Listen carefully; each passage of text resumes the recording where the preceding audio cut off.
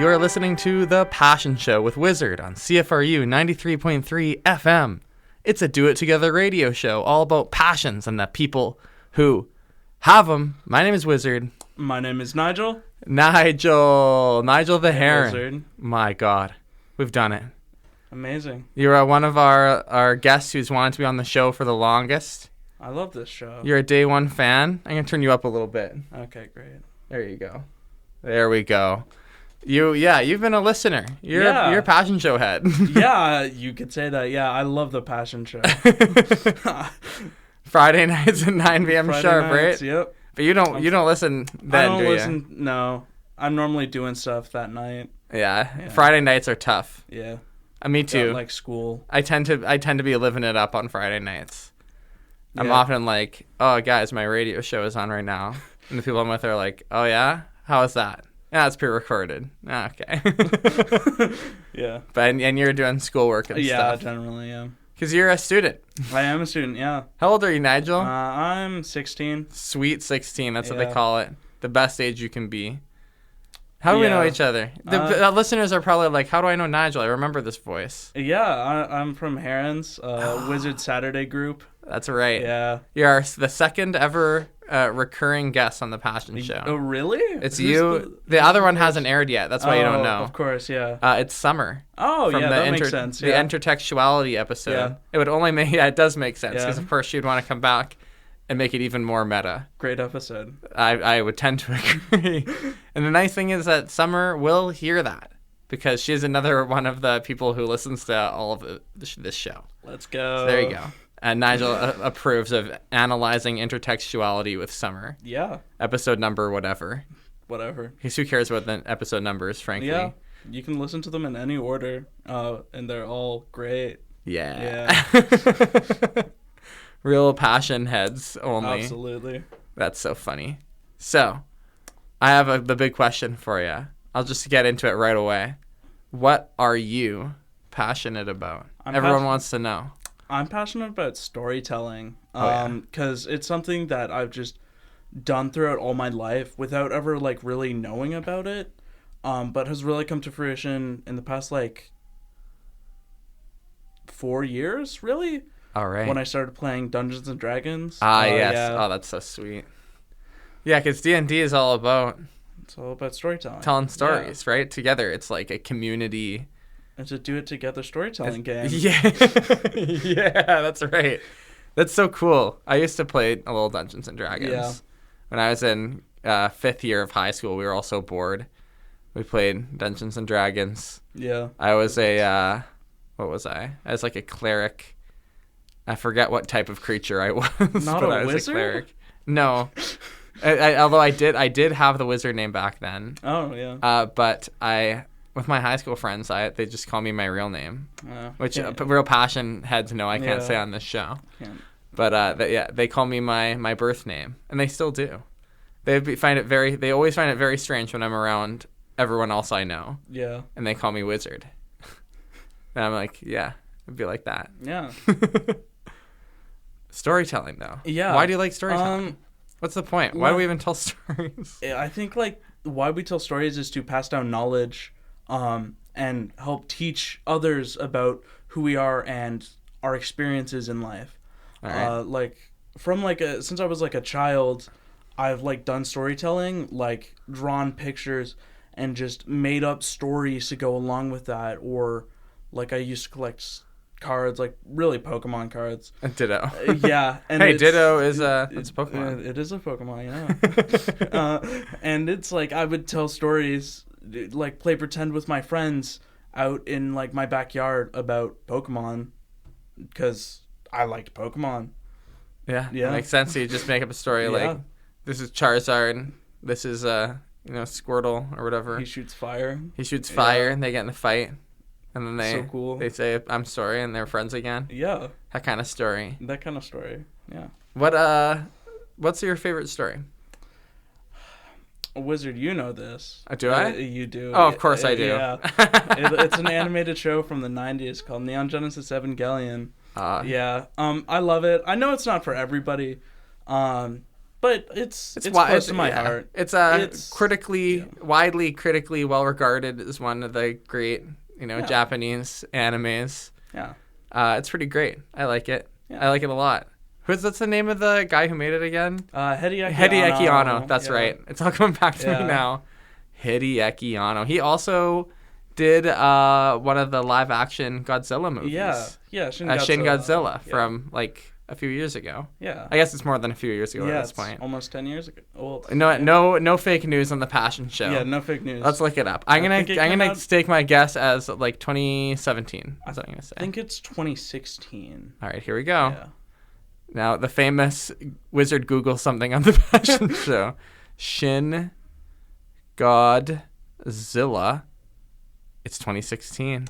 You're the champ. You win. That's beautiful.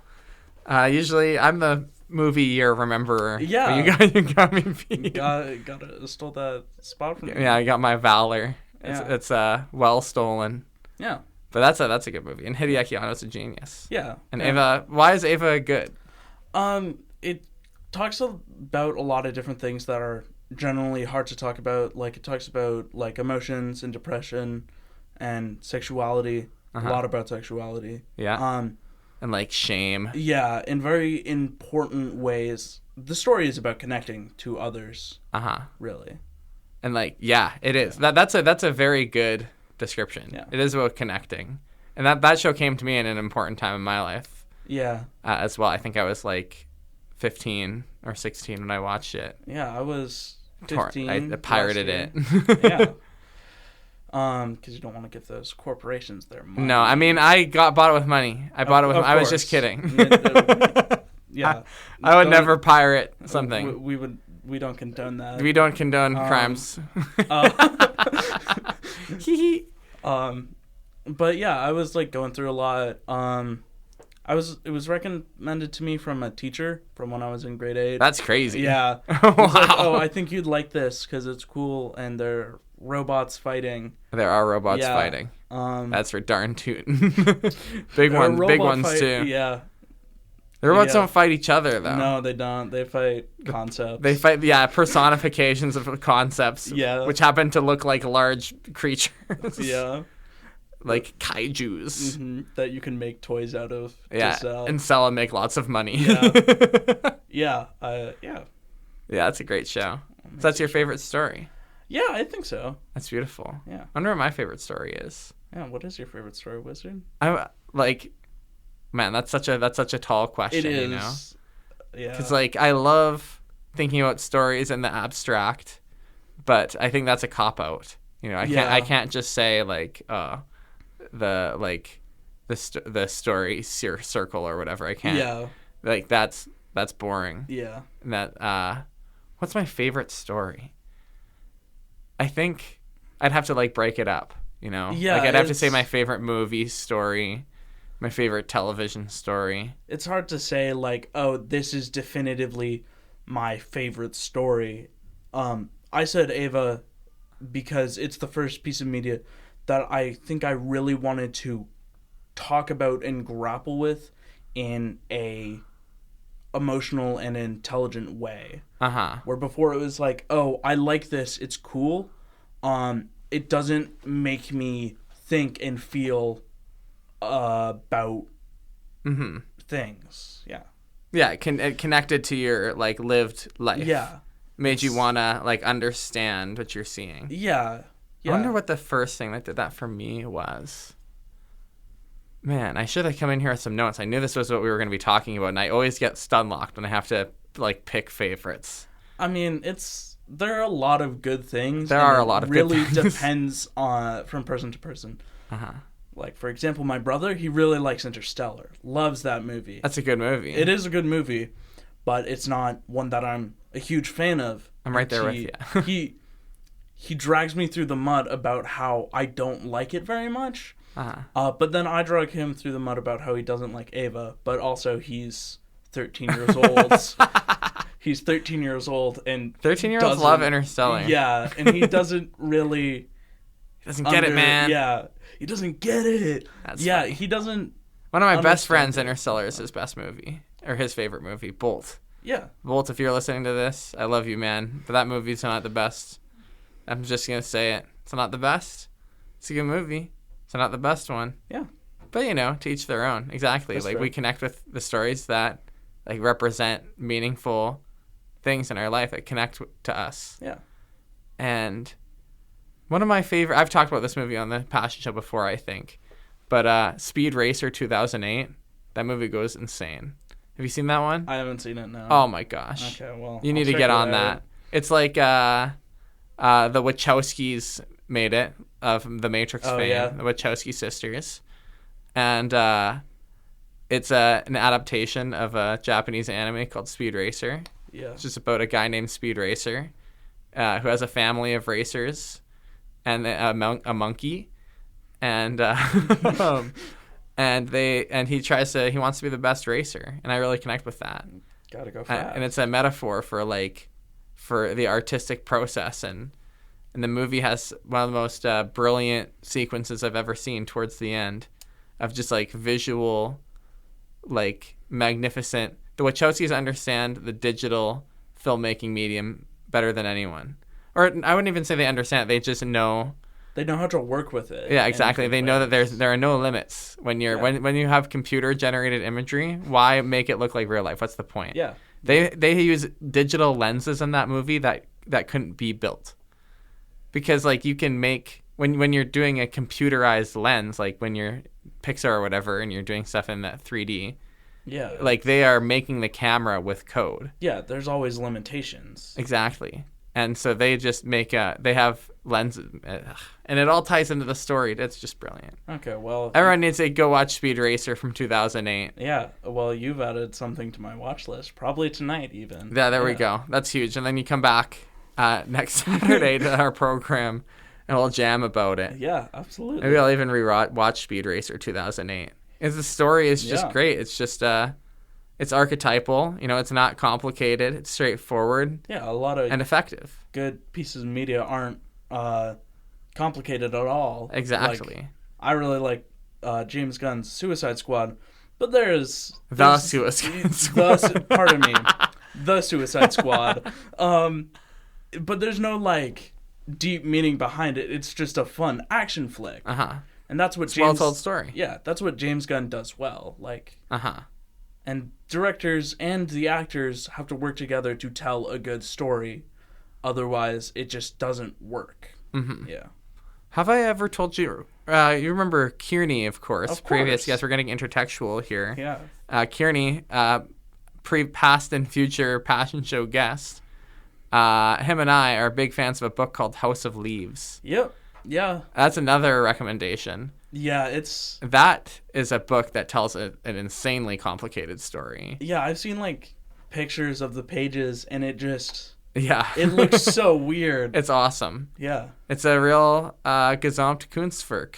Yeah, and it's a beautiful story though. And the funny thing is, even in that book, it's just like winding, insane, like will mess with your thought process kind of book. But then in the end, it's just it really comes back around to a simple story, an archetypal story of a family, and connection. Oh man, I should read that book again. I haven't read that book in years. Yeah, like I like stories. Like my favorite author is probably H.P. Lovecraft. Oh, of course. He's we have a long history with questionable Lovecraft. Fellow, but I really like. Oh yeah, he's done some dastardly deeds as a man. Yeah. He lived. When did he live? Like during the Great Depression, I think. Okay, so 100 years ago. Yeah. All of his stuff is public domain, so definitely over 100 years ago. Yeah. Yeah, but I really like the stories he tells, and I like when there are images to help tell those stories, because it brings to mind images that you actually can't create on your own, I think. Because the monsters in those stories are so weird. Exactly. Yeah. The whole Lovecraftian means his creatures are meant to have such incredible scale that they fry your brain. Yeah. Right? Yeah. And I think that's so cool. It's cool to like write stories about that. Yeah, that you can't like you can understand them when you read them, but you can't fully understand them because you can't like visualize what's going on. I really like visual storytelling. Like whenever I read something, I always visualize it in my head. Yeah, that's how I read, and it helps bring stuff to mind. And I think I'm a very creative person. Like I'm always thinking that's the of spirit. new stories. You are a very creative person.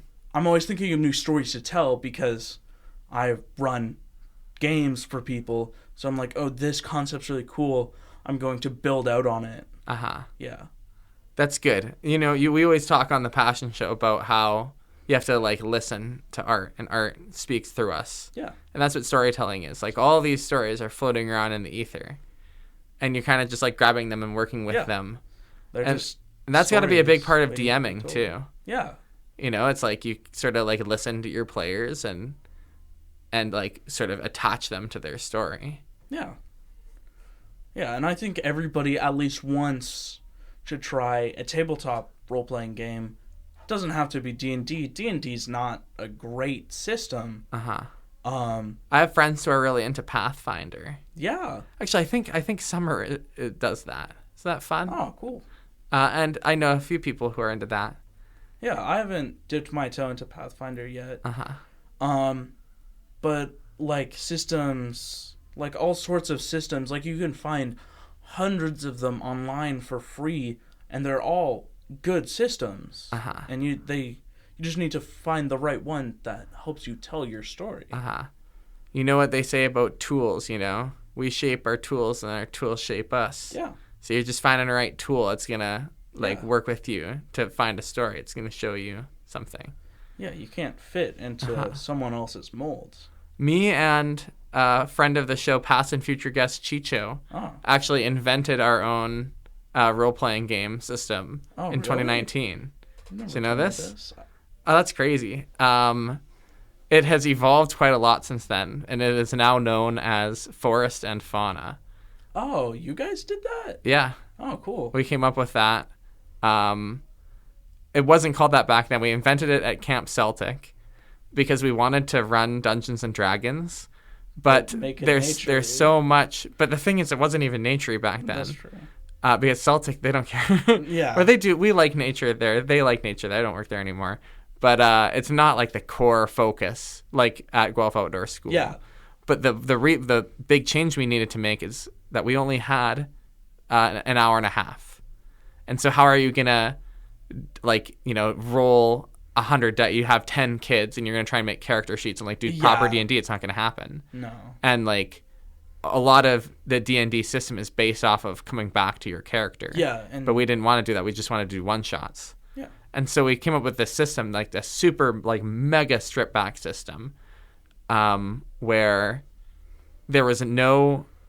We basically removed any sense of like power scaling balance. We would just let kids be anything. Yeah. And we would dynamically shift the story and the probability of dice rolls to adjust for that. Yeah, you just make it so that it suits the people who are playing. Exactly. Yeah. And so it was like and there would be a lot of paper. Like we would draw out, we'd be like, you know, you're all in this area together and your objective is to defeat this boss or to do this thing. Yeah. And they could come up with whatever idea. Then we had like 20 D6s. And we would just come up like just from our spirit whenever a kid, like let's say a kid, I distinctly remember there was a game where one kid wanted to be like a piece of toast and another kid wanted to be like an eldritch god. And so the eldritch god, every time he was like, I use my god abilities to annihilate the boss. And we were like, okay, you can do that. You just have to roll 4 6s in a row. You know? And if the kid did that, then it'd be epic and everyone would be hilarious. It never happened. But like they could try. And the toast would be like, I flip over. And we're like, roll the dice. They'd roll a 1. We'd be like, you flipped over.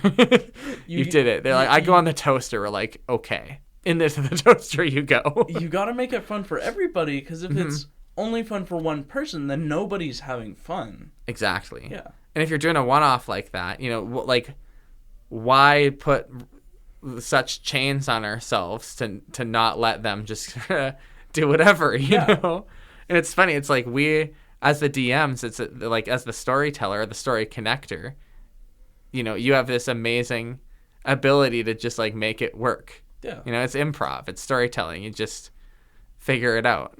Yeah, that's why, like, some of the best systems are like, here's a simple concept, have fun with it. Mm-hmm. One of my favorite games, Something is Wrong with the Chickens. Yeah, I was just about to ask you about that. Tell these listeners about the chickens. The chickens. It's a game where you just play your chickens with weird powers. Uh-huh. And whenever you always have to get a mix between eldritch and chickens to successfully do something, and you can gain or lose powers. But the core thing is, you do something, roll the dice. If you have an ability that will help you, you get an extra dice. Mm-hmm. Yeah. And you played that with the Herons once. I did play that with the Herons. And to mixed results. Yeah. Some of them did not like it. Yeah, it was very I thought chaotic. it was hilarious. It's hilarious. Yeah. I remember making I still have some pictures of the drawings we made of our chickens. Oh, yeah. Yeah. Well, I'll tell you, I remember I was into it. Bex was into it. I don't know who else was into it. Yeah, Bex. I don't know if Bex was really paying attention. No, but that's part of the fun. Yeah, you don't need to pay much attention. It's like, oh, this happened. Someone went and found more chicken nuggets. Like, all right. Yeah, all right. I'll eat a chicken nugget. Yeah. It's yeah. It's a good game. It's just fun. Yeah. Just making a story, and I still remember that. Everyone still remembers it. Yeah. That's the thing. Yeah. Okay. We should tell a one-word story. We should, yeah. Okay. Do you remember the other person who's done a one-word story on the Passion Show? Did Kearney do it? Me and Kearney did not actually do one, I don't think. It was Annie. Oh. Me and Annie did a one-word story together. Okay.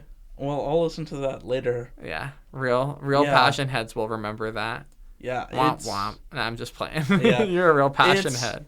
I only actually remember that because one of the other 3 people who listens to the show, to every episode of the show, told me that me and Annie did a one-word story like 2 nights ago. Oh, really? Yeah. Yeah. Because I don't have a good memory for this show. Yeah, often. So I'm just living it, you know? Yeah, oftentimes I'm like, okay, I'm going to put on an episode of The Passion Show to help me relax at night. Because it's great and chill. Good relaxing show. It's chill. And I'll just fall asleep while it's still playing. That's beautiful. Yeah. That's crazy. Yeah. That's a good use for this show. Yeah. I like that. And then you get like hypnotized in your sleep by the words. Yeah. Like in Brave New World. Okay. So yeah, let's do a one-word story. And one-word story is a beautiful thing because you know, me and Nigel, when we tell the story together, we're gonna connect like psychically. Yeah, we might. We're gonna generate a third being, which is the storyteller. We're gonna generate a storyteller together. That's how I think about it. And if we're lucky, the storyteller, like our connection will be good. Our synchronization rate will be 100%. That's a little Neon Genesis Evangelion reference. Become one with the story. And we will become one with the story. We will tell a good story. Yeah, you've had some beautiful connections with Kearney and another Heron, Finn. That's true.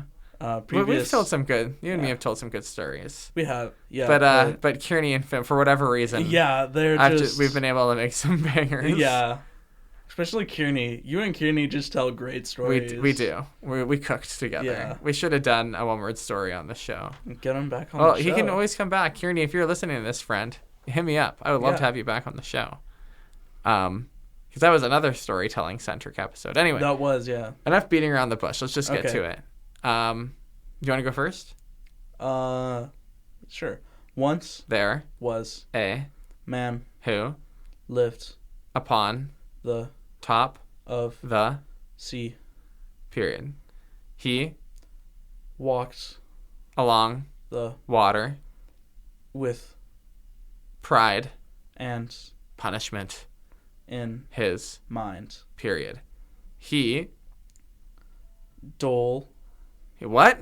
Dole. What does that mean? To like dole out. Oh, story dead. Story dead. Story dead. This is something we do in the Herons. So when we're telling a one-word story, and we even if it break. has good energy, if it breaks, it's done. Yeah, it's like a rabbit running away. Exactly. It's like the little bunny in the lap. Yeah. Running away. And I think there's something beautiful about that. Yeah. Because these one-word stories are like fragile things. It's like pulling a piece of yarn out of the ground or something. Yeah. If it breaks, it's done. You just have to grab again and start again. Yeah. Okay, so let's run it back. I'll start this time. Yep. I was wandering the tall grassy plains of Abraham. Period. These grasses were concealing. So I could not be seen by the deer who I fear. Period. I slither through the grasses towards my salvation. It is beautiful. Period. When I love, comma, this world so truly I connect with. Period. I think that's our story. Well, that's beautiful. Yeah. This world so truly I connect with when I love. Yeah. I think that's true. Yeah. I think that's about a snake. Yeah. It's just slithering. Yeah. Doesn't want to be eaten by the deers. It's just connecting with the earth. Yeah. That's great. I was not thinking about. See, that was a perfect one word story. It was like great. I didn't know what that was gonna be. I wasn't trying to bring it in any direction. Yeah. Whenever you start, you never know where it's gonna go. Exactly. But usually, usually when you know the person well enough, you make a story that is good because of your connection to the person you're telling it with. Exactly. And the connection is the storyteller. Yeah. Isn't that, man, I love it so much. I think Yeah. it's such a beautiful, like profound activity you can do with someone, very vulnerable. Yeah. And it like asks you to be vulnerable, because if you're not, then you're not going to make a good story, and everyone's going to laugh at you and you're going to be embarrassed. Let's run it back. Let's Sure, do another one. absolutely. We can just do this over and over. Okay. All right. You go first this time. Okay. Dear. Oh, no. Okay. Say that again. Dear. Stan. Period. I am coming to you from across the sea. Period. My home is terrible, comma, and I miss you so. Period. Okay.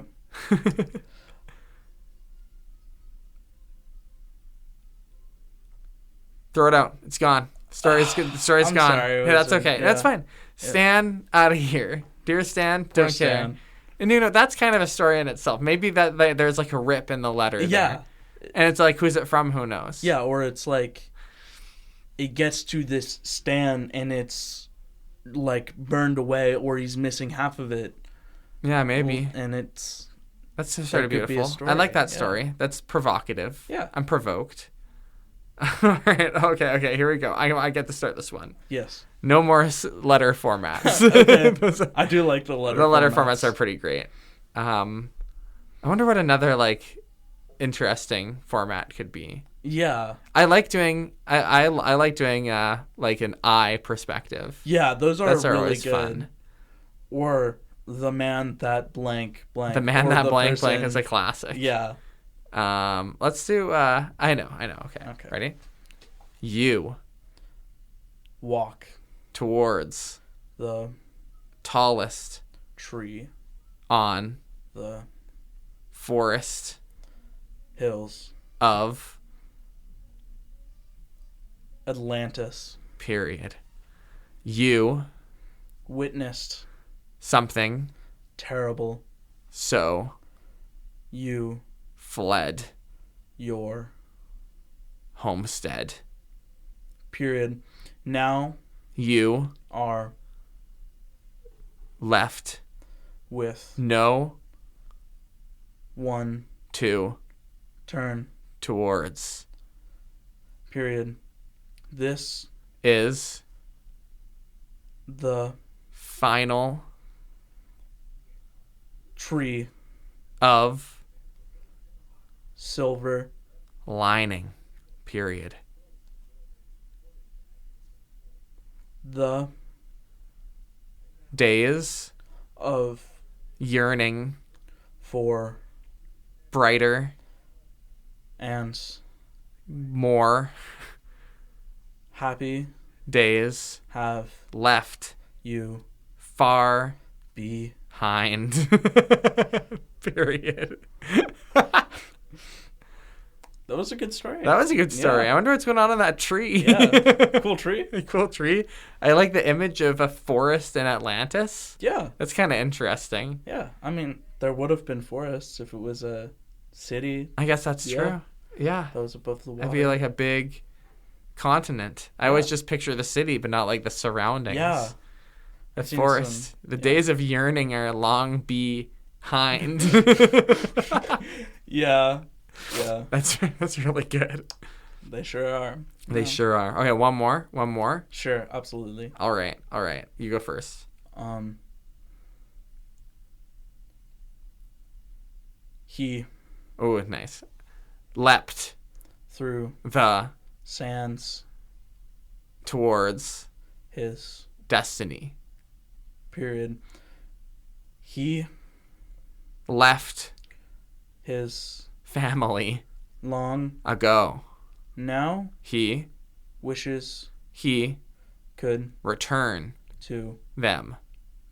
period. The Past clouds his minds period. He only knows what is towards the setting sun. period. He Now faces his destiny. period. His Lover takes control of his minds and tells him. that's 2 words. Oh, I'm sorry. No, that's such a good one. Yeah, it was so good. It's like the weapons of love and war. The weapons of love and destruction. Love and destruction. Oh, yeah. that's an old Yeah. that's an old That's one-word a great story. My inside my box there are many weapons of love and destruction. That's me and Finn did that one. Yeah, that one's kind of iconic. Past guest Finn from the Herons Exactly. episode. Yeah. Beloved past guest Shane Gretzky. That's what we call him because he's so good at hockey. So good at hockey. Speaking of iconic stories. That's an amazing movie. That is an amazing movie. For context, the Herons made a movie. Yeah, dear listeners, we made a movie. Yes, we did, dear listeners. Yeah. It was... Why don't you tell... I'm going to lean back. You tell the story of so love, sacrifice, and brotherhood. It starts and it opens up on... what was her name? The Omi's character. What was it? That's embarrassing that we forgot this. Past guest Omi, also from the Herons episode. It's true. It opens on her. Her name was... The thing is, we never said her name in the movie. It was only in the credits. It was it's something like short and kind of dumb. Yeah. It was like, who cares? Whatever. Yeah. Evil Omi character. Yeah, shows up saying, I hate hockey and I'm going to steal this magic hockey stick. That's almost like a word for word. It is. And then old Slane Bretsby and his buddy Holly come out of the tent. Slane Bretsby shows up and screams, "Oh no, my magical hockey stick is gone," and calls for his buddy Holly. And Buddy Holly comes out and they go to find the magical hockey stick along the way they encounter some old people, and the old people give them the advice that back in their day, hockey was just for fun. And no magic. And no magic. It was just for fun. And they say, whatever, old people, and go on their way. They come across a river. It's a very dangerous river, but luckily, Buddy Holly has a way. He's a genius. He is a genius. A comical genius. And they cross the river, and Buddy Holly thinks he senses the evil Omi character with the magical hockey stick. But Slane, he doesn't understand him. No. But when that will be his downfall. That will be his downfall. But they finally come across the evil Omi character who kills old Buddy Holly. It runs him through with a sword. Runs him through with the sword. And Buddy Holly tells Slane that he should have listened to the old people. You should have listened to the old people. Blah. No! It was so good. It was very good. It was so good. And evil Omi disappears, never to be seen again. At least for now. Yeah, until the sequel. Yeah. There shouldn't be a sequel, Wizard. We're just going to screw that up. Yeah, true. Yeah. We just need to make a new concept. Of course. And then the trickster Spoom, played by yours truly, myself, shows up and swinging around the magical hockey stick. Slane, Bretsby, and Spoom have an epic fight, but Spoom ultimately loses due to Slane Bretsby's You forgot about something technique. important. Who shows up and inspires Slane Bretsby? Was that before? I thought. No. Oh, of course, yeah. Well, during the fight, Spoom for a moment gets the upper hand against Slane Bretsby. Knocks him to the ground. But the spirit of hockey shows up. It's true. Yeah. The spirit. The beautiful spirit of hockey. Played by a fan favorite from the Herons episode, Reese. Yeah. Fan favorite, truly. Yeah, that was a great segment. I love that segment. Reese is great. It's true. Reese. He shows up with his eyes Yeah. bigger than his face. Yeah.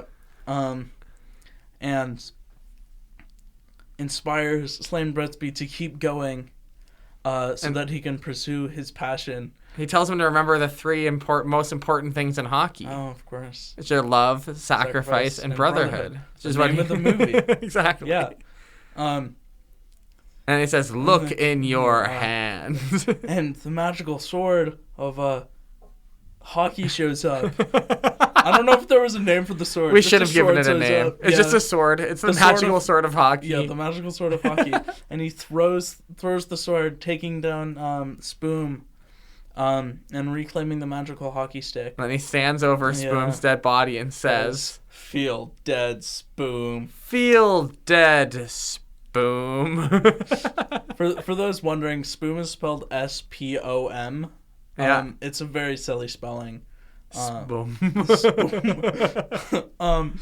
And then Duncan, Idaho. Duncan, Idaho shows up. Got scouter for the Toronto Maple Leafs. Yeah, Duncan, Idaho, the lead scout of the Toronto Maple Leafs.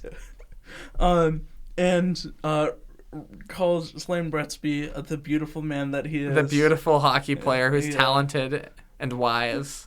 And beautiful. And he recruits him to be the co-captain? The assistant captain. The assistant captain of the Toronto Maple Leafs. And then the most beautiful shot in the whole movie. That's true. Pans up to see the spirit of hockey and Buddy Holly running off and walking off into the distance together. Into the sunset. Yeah. Even though they're both dead. Yeah. But there they are. They're like ghosts. Yeah. Because I like to believe that what that means is that like wherever Slane Bretsby goes, Buddy Holly and the spirit of hockey will be with him. Yeah, they're going to Hockey Valhalla. Exactly. Val Hockey. Valhalla. I don't know. Yeah. But yeah, it's sort of a great story. It's a great story. It plays off of like a lot of concepts. It's true. And yeah, bits. trusty buddy sidekick. Yeah, lots of what do they call tropes. Tropes, yeah. Evil henchman and the evil boss that was hurt by something in his past. Yeah, of course. Hockey for some reason. He hates hockey. He's going to destroy hockey. Then it's hockey that destroys him. Yeah, and then the main character prevails and becomes an important figure. It's true. Yeah. You know, have you ever heard of Deus Ex Machina? Yeah, I have. Yeah. The god machine. The magical sword of hockey is probably a Deus Ex Machina. Absolutely, yeah. Deus Ex Hockeyna. Yeah. Deus Ex Hockeyna. That's good. Maybe that's the name of this episode. Yeah. Deus Ex Hockeyna. Yeah. You know what? Why not? Sure. Or I can think of a few reasons why not. Yeah. No, nah. We're gonna do it. Deus Ex Hockeyna with Nigel. Yep. Yeah. YOLO. Let's run it. Yeah. Is that movie anywhere online? No. Okay. Because we don't have photo rights for everyone in it. That's true. And also, I just like the idea that you can only see it by knowing me, by like scheduling it, you know. Yeah. So yeah, if any of you want to watch this movie, you have to track me down when I have my laptop with me, and I'll give you a private screening of Love, Sacrifice, and Brotherhood. It's a great movie. It's a great movie. Yeah. And it's never going to be on the internet ever. Nope. So that's just how that's going to be. Yeah. And the funny thing about that movie, it's fun to watch because, but it's only fun to watch because it tells an actual story. Yeah. Even though the story is dumb and all the jokes are very like silly. Yeah. I mean, yeah. It is a story. Like it's something happens in every scene. Like something meaningful happens. Like we establish the characters at the start. They leave home. You know, they encounter challenges and perils and roadblocks, and eventually they overcome that. And every character in the movie contributes something to that. Even when it's like it's kind of like the old people. Yeah. It's like what actually is. But I mean, the joke there was just that it's sort of like a non sequitur. Yeah. The old people are just like, hockey used to be different. It used to be for fun. Yeah. And you're just supposed to sort of believe that that's a meaningful thing. Yeah. But like if you're bought in, if you're enjoying it, you'll believe a story can kind of tell you anything, and you'll believe it. That's sort of the dangerous and interesting thing about stories. They can sort of package up anything. That's how propaganda works. Yeah. Wow. I never thought about it like that. Yeah. Do you got any other stories you can tell us?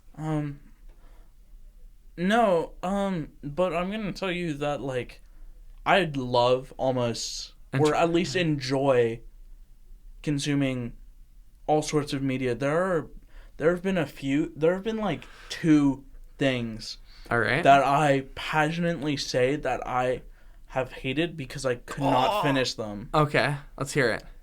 The second Aquaman movie, I was on 2. a plane. The Lost Kingdom? Something like that. Yeah. I was on a plane. I was like, this is absolutely terrible. And I did not finish it. I got like sad 15 minutes in or something. Okay. It was unbearable.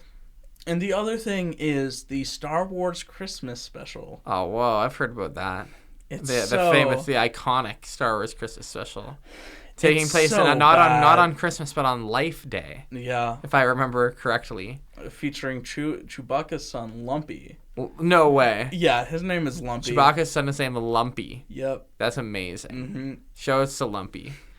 Want to know something kind of interesting? Absolutely. Here's every episode of The Passion Show has to have a wizard lore drop. That's why the people tune in. Of course. Although I do think there's a non-zero chance that I've said this on the show before, but that's also part of the magic of the show. Yeah. I was given my name Wizard by a man named Lumpy.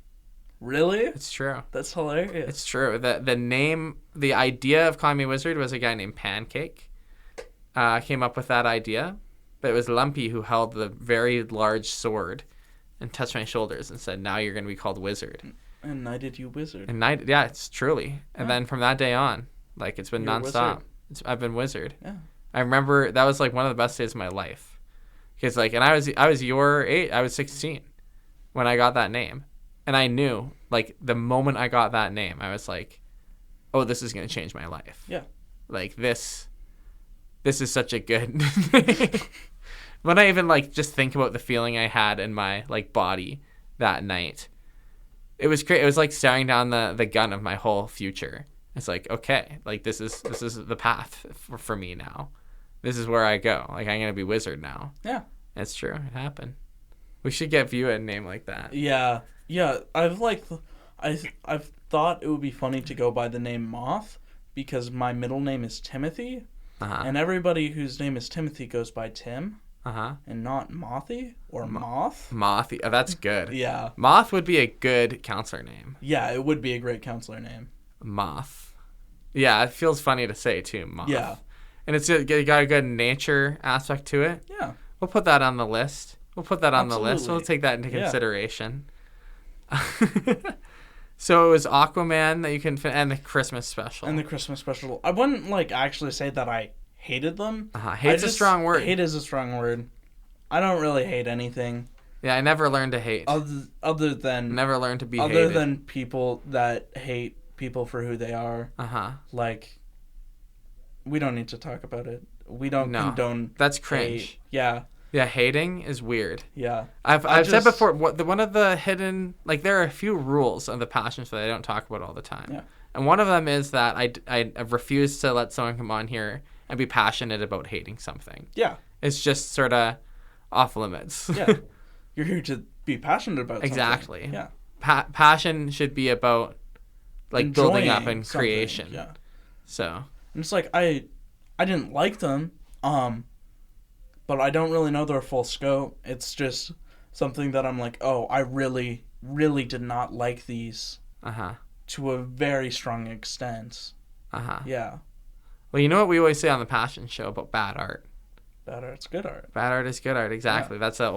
That's an old one. Yeah. The funny thing is, and we've litigated this a little bit, but like when we talk about that, I'm always like, it seems like the idea in our head is like, we're talking about like super DIY stuff. Yeah. But it should also apply to like Aquaman too. Like, you know, whatever. Yeah. Like, it's good to have like junky, sort of like big corporate stuff. Like, that is provides a backdrop, you know, for like good stuff. Yeah, it shows, or for what I like anyway. It shows you what is actually good. Exactly. And there are people who enjoy them. There are hundreds of crafts people who fed their children on the Aquaman 2 paycheck, you know? Yeah. Like, and I don't know. There's something to it. I think it could have been done well, but I just don't think it was executed well. No, I have no problem believing that. But, you know, we're in this beautiful world where we're put on this planet to make art, and even when we mess up and our art stinks and doesn't connect with anyone, that at least puts us on the right course. And you know, the bad art should exist. If bad art is good art, there are probably people who worked in that movie who are use it as a springboard to make something different. Yeah, you know, like they cut their teeth on that. The sound mixer, or like the third line camera operator or whatever. So, or the set designer. What a cool job that would be, eh? Yeah, that would be a great job. I've thought about that. Like, production design is one of my favorite things in movies. Yeah. I'm always paying attention to the sets. Yeah. A good set can really do a lot. You remember, for the listeners, I'm kind of famous for my Mr. Bumble. I'm Mr. Bumble. Mr. I'm Bumble. Mr. Bumble. Yeah, it was my grade 8 play. I played Mr. Bumble in the Oliver Twist. I'm Mr. Bumble. Mr. Bumble. It's become one of my vocal tics. I'm Mr. Bumble. Yeah, Mr. Bumble. You're Mr. Bumble. Yeah, I could just go by Bumble. Yeah, Bumble. Yeah. Bumblebee. That's another like great nature name. Yeah. Bumble like Bumblebee. Yeah. Bumble. That's a funny one. But Bumble. I don't. We had that big bridge in the background of all our scenes just because we couldn't take it anywhere. It was a very small venue. But Uh-huh. we had just a bridge. Beautiful in the theater, background. though. Yeah, it was an amazing theater. I saw Nigel's grade 8 play. Yeah. It was awesome. It wasn't. Yeah, It wasn't a play. great. It was a musical. They It was a sang all the musical. songs. Yes. I'm going to sell this child for only 5 pennies. I'm Mr. Bumble. Mr. Bumble. He's such a corrupt person. He's not a good guy. Yeah. Not a good dude. We love Mr. Bumble. I'm Mr. Bumble. Yeah. Good old Mr. Bumble. Pour one out for Mr. Bumble. Yeah. Yeah. Why are we talking about Mr. Bumble? Because we brought up set design. That's And right. Yeah. I Beautiful set. I was talking about my play where I played Mr. Bumble. Mr. And we had a Bumble. great set. We did. You Yeah. guys did have a great set. Yeah. Yeah, me and future guest, Mr. Cameron Dickey, were in attendance for that. Yep. We gotta get that guy on the show. We got to, yeah. That's gonna be a crazy. He'd good. love it. Yeah. He's a passionate man He's a very passionate man. and inspiration to me. yeah. He's like sort of one of my. He's like it's like a brother to me, but also low key like a bit of a mentor to me Yeah. in certain ways. Yeah. He's a mentor for me. Yeah. He was. He's a pious man. Yeah. He's Yeah. a pious man. Yeah. Yeah. He was one of the people that I felt really comfortable around and felt comfortable talking to Mhm. and sharing my feelings and emotions. Yeah. That's beautiful. I'm right there with you. Yeah. Because you trust your parents. You can't always tell them everything. Bingo. Yeah. That's what outdoor school is sort of all about. Yeah, Like that's that's why I love Herons. Yeah. And like everyone who does Herons, like the students and the leaders alike. Yeah, I love Herons. Herons is like the thing I look forward to every too. week. I love Herons so much. It's the best. It's simply just, the best. I just forget, I have school whenever, I have to worry about this or worry about that. I just can relax and not think about anything except for the moment. Yeah. Yeah. It's a beautiful, and like for us running it, it's a similar thing. Yeah. Like in the rest of my job at outdoor school, and you were a volunteer in the summer. Yeah. So you know now about the stress of having 4-year-olds running around, and it's fun. It was fun. It is fun, but it's a different thing coming to Herons because with the Herons, we could just kick back and like feel comfortable. Yeah. Like yesterday, we did Herons yesterday. Yeah. What did we do? Let's tell the story of this. Like, We just kind of sat around for like half an hour probably. Uh-huh. And then we went on an a adventure. wander. Yeah. Just kind of hung out. It's cold. I think Got a lot of snow in my boot. The coolest thing that happened on the Wander is like we're walking through this big pine forest, and when we saw really fresh coyote tracks, Yeah.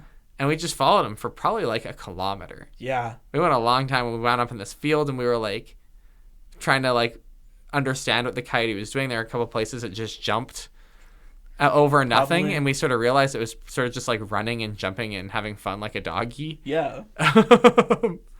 And then we made a little like fire in the bush. Yeah. And just kind of hung out.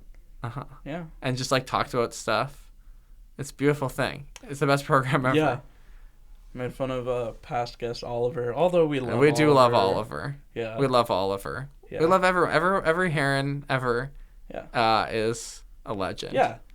Especially, our younger Herons, we need them because they're our future old Herons. Yeah, that's true. One day Oliver is going to be carrying the torch of all of our current like bits. Inside jokes. Exactly. Yeah. Herons is a great like long-term storytelling vessel. Yeah. You should tell. We're almost at the end of the show, believe it or not. Oh, really? Yeah. Crazy how time flies, eh? It's an amazing show. I appreciate that. Yeah. It's a do it together show, Yeah. It's good. It's good because of me. I'll take that on the nose, but it's also good because of you. Yeah, I tried to record a show by myself once, and it was the most embarrassing 3 minutes of my life. Yeah. But I want you, if you will indulge me, in your last couple minutes, can you just quickly tell the story of Bartholomew? That amazing teddy bear. Yeah. Amazing teddy bear. So Bartholomew, we found this teddy bear in the woods, and it had a hole where its mouth would be. It someone ripped the skin off, and there was just a hole. I think someone actually shot it. Oh yeah, that makes sense. Because there was a hole in the back too. Yeah. But so we told this one weird story about the musician that played the trees, Bartholomew, the goat. And so we made this. We named this teddy bear Bartholomew, and made it our. I'm gonna say this in quotes, God. Yeah. Because it was like a joke.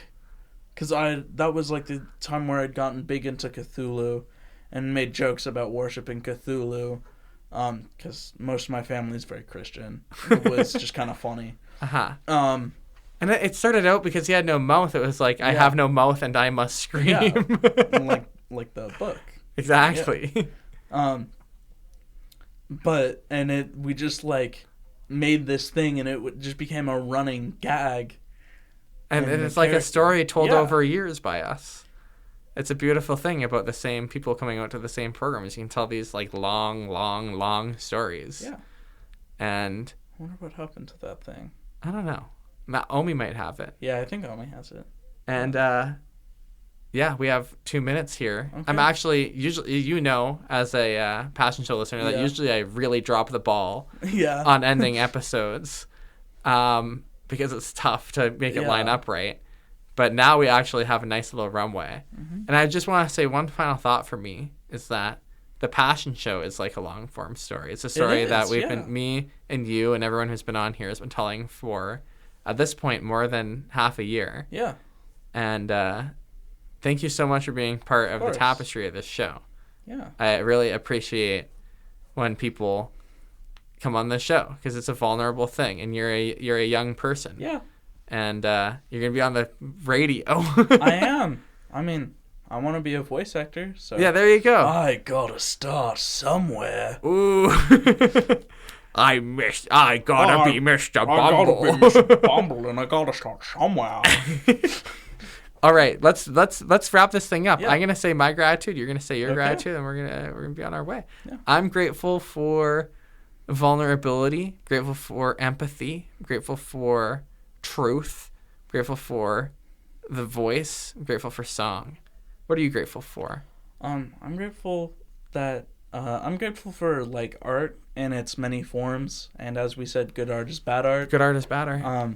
And I like all its mediums, whether painting or drawing or animation, or like acting. I love art. Art's such a close thing to my heart. Yes, sir.